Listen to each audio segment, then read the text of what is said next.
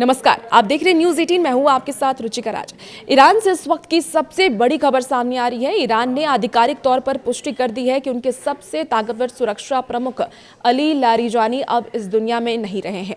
Israel ने Tehran के दिल में घुस करके एक सटीक सर्जिकल स्ट्राइक की, जिसमें कि लारिजानी की मौत हो गई है। यह सिर्फ एक हत्या नहीं, बल्कि ईरान के पूरे सिस्टम के लिए एक भूकंप जैसा झटका है।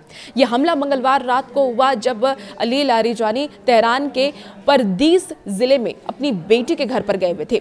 इजरायली फाइटर जेट्स ने इस घर को निशाना बनाया। इस हमले में न केवल अली लारिजानी बल्कि उनके बेटे और उनके बॉडीगार्ड की भी मौत हो गई। इजरायल के रक्षा मंत्री ने इस ऑपरेशन की सफलता की घोषणा करते हुए इसे एक बड़ी जीत बताया है। लेकिन सवाल यह है कि अली लारिजानी ईरान के लिए इतने महत्वपूर्ण आखिर क्यों थे? कौन थे अली लारिजानी? चलिए आपको विस्तार से उनके बारे में पूरी जानकारी देते हैं। अयातुल्लाह खामेनी की मौत के बाद से लारिजानी को ईरान का डी फैक्टो लीडर या फिर वास्तविक नेता माना जा रहा था। वो 12 साल तक संसद के स्पीकर रहे और ईरान के परमाणु नीतियों के मुख्य वास्तुकार भी थे। खामेनी उन्हें अपना ट्रबल शूटर कहते थे। जब भी देश पर संकट आता, लारिजानी ही वो शख्स थे जो कि पर्दे के पीछे से सब संभालते थे। अली लारिजानी के बारे में अगर और जानकारी आपको दे तो 67 वर्षीय अली लारिजानी ईरान के राष्ट्रीय सुरक्षा प्रमुख थे। वो हाल ही में अमेरिका और इजराइल के खिलाफ अपने तीखे बयानों के लिए चर्चा में थे।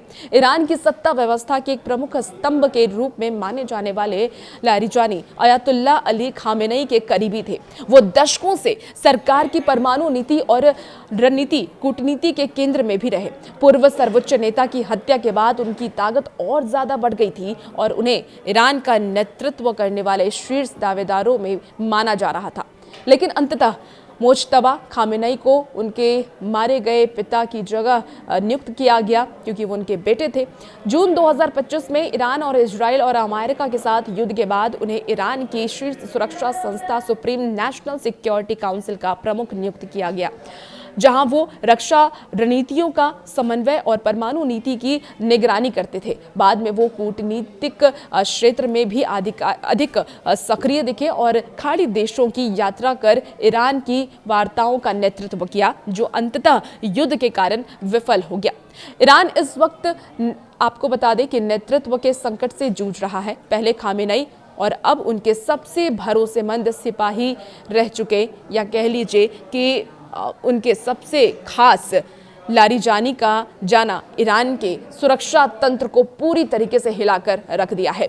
नए सुप्रीम लीडर मुज्तबा खामेनी के लिए ये एक अग्नि परीक्षा है, क्योंकि लारिजानी ही वो व्यक्ति थे जो रूस और चीन के साथ ईरान के रिश्ते की डोर थामे हुए थे। ईरानी सेना ने इस हमले का करारा जवाब देने की कसम अब खाई है। क्या ये हमला एक बड़े क्षेत्रीय युद्ध की शुरुआत है? मिडिल ईस्ट की राजनीति अब किस तरफ मुड़ेगी? अली लारिजानी की मौत के बाद ईरान कैसे संभलेगा? इस पूरी खबर पर हमारी नजर बनी हुई है। और भी ऐसी अपडेट्स के लिए बने रहिए न्यूज़ 18 के साथ।